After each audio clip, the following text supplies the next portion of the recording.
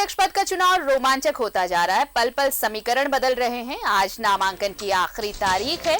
अब तक किसी भी उम्मीदवार ने नामांकन दाखिल नहीं किया। इस बीच अध्यक्ष पद के रेस में मल्लिकार्जुन खड़गे भी शामिल हो गए हैं। वहीं दिग्विजय सिंह इस रेस से पीछे हट गए हैं। कांग्रेस सांसद शशि थरूर इस रेस में बने हुए हैं, वो भी आज नामांकन दाखिल करेंगे। वहीं झारखंड के पूर्व मंत्री के त्रिपाठी भी आज पर्चा दाखिल करने वाले हैं। नामांकन वापसी की आखिरी तारीख 8 अक्टूबर है। इस बीच G23 ग्रुप के अलग से प्रत्याशी उतारने की चर्चाएं भी शुरू हो गई हैं। मनीष तिवारी पहले भी चुनाव लड़ने का संकेत दे चुके हैं। राजस्थान के सीएम अशोक गहलोत ने खुद को इस रेस से बाहर कर लिया है।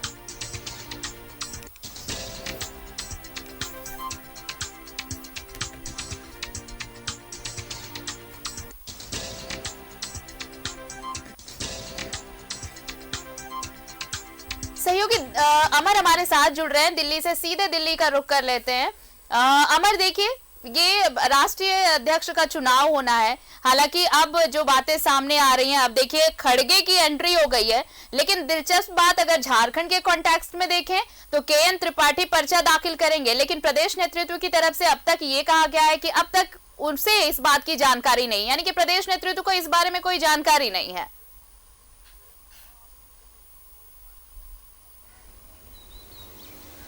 बिल्कुल, देखिए, जो राष्ट्रीय अध्यक्ष का चुनाव होता है कांग्रेस पार्टी में, उससे प्रदेश अध्यक्ष से कोई लेना देना नहीं है।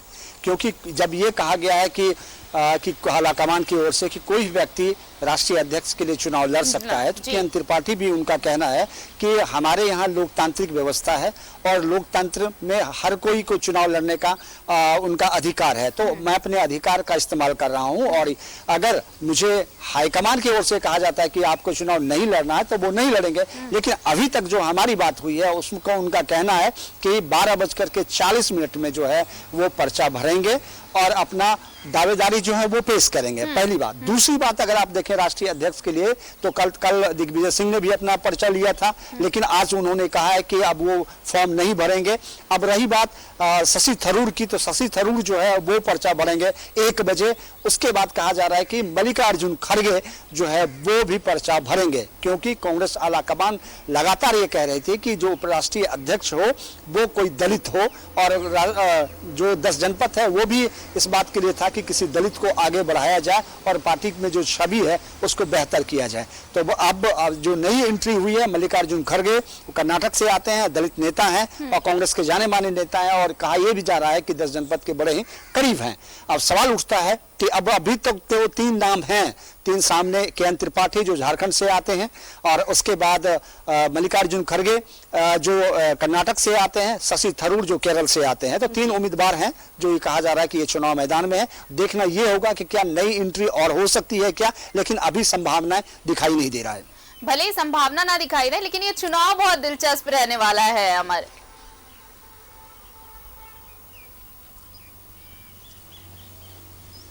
बिल्कुल आपने सही कहा कि मुझे लगता है कि जब से मैं कांग्रेस पार्टी को जानता हूं और या कवर कर रहा हूं, उसमें पहली बार ऐसा हुआ है कि खुले मैदान में कोई भी चुनाव लड़ सकता है राष्ट्रीय अध्यक्ष के लिए। ये पहली बार मैंने देख रहा है। लेकिन इससे पहले हमने सुना था कि किस तरह से सीताराम केसरी जी को अध्यक्ष बनाया गया था, उसके बाद पार्टी किस तरह से आगे बढ़ी, सोनिया गांधी आई, उसके बाद जो है राहुल गांधी आए, और उसके बाद अब ये देखिए कि एक ऐसी व्यवस्था है कि जो लगातार इनका कांग्रेस पार्टी के ऊपर परिवारवाद के ऊपर आरोप लगाया जा रहा था, उस को मुझे लगता है उससे निजात पाने के लिए कांग्रेस के आलाकमान ने यह तय किया है कि खुला मैदान होनी चाहिए और कोई भी व्यक्ति जो है वो चुनाव लड़ सकता है राष्ट्रीय अध्यक्ष के लिए। लेकिन सबसे बड़ी बात है कि इससे पहले भी बहुत कोशिशें की गई थी कि राहुल गांधी दोबारा वो अध्यक्ष बन जाए। कई नेताओं ने प्रपोज किया था, उनको बनाने की कोशिश की थी। 2019 लोकसभा चुनाव के अध्यक्ष वही थे, उनके नेतृत्व में चुनाव लड़ी गई थी, लेकिन हार के बाद उन्होंने छोड़ दिया। उसके बाद उन्होंने कहा था कि भाई आप एक नए अध्यक्ष की तलाश करो, और एक नए अध्यक्ष जो पार्टी से, जो परिवार से अलग हो।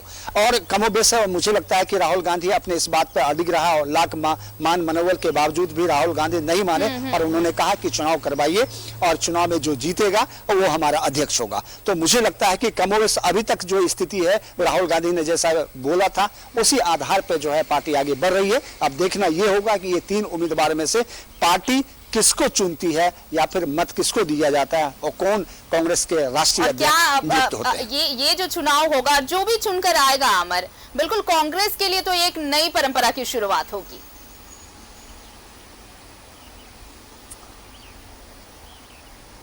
हाँ, बिल्कुल बिल्कुल आप कह सकते हैं कि एक नई परंपरा की शुरुआत होगी और कह सकते हैं कि जब राजनीति आगे बढ़ती है तो नए नए तरीके से लोग आते हैं, नए नए रूल्स आते हैं, नए नए कानून बनाए जाते हैं और नए नए तरीके होते हैं, नए लोग आ जाते हैं। तो आप ये कह सकते हैं कि एक नया अध्याय शुरू होने वाली है, जो जिसको कहते हैं डेमोक्रेटिक, जिसको लोकतांत्रिक प्रक्रिया कह सकते हैं। जो संविधान है खास करके कांग्रेस पार्टी के, उस संविधान को भी अगर आप देखें तो उसमें है कि चुनाव कोई भी व्यक्ति लड़ सकता है, चुनाव कोई भी व्यक्ति लड़ सकता है। और अब इंतजार आज के नॉमिनेशन का और उसके बाद कौन इलेक्ट होता है, इस नाम के लिए भी सभी को इंतजार होगा। बहुत बहुत शुक्रिया अमर, तमाम जानकारी के लिए आपका।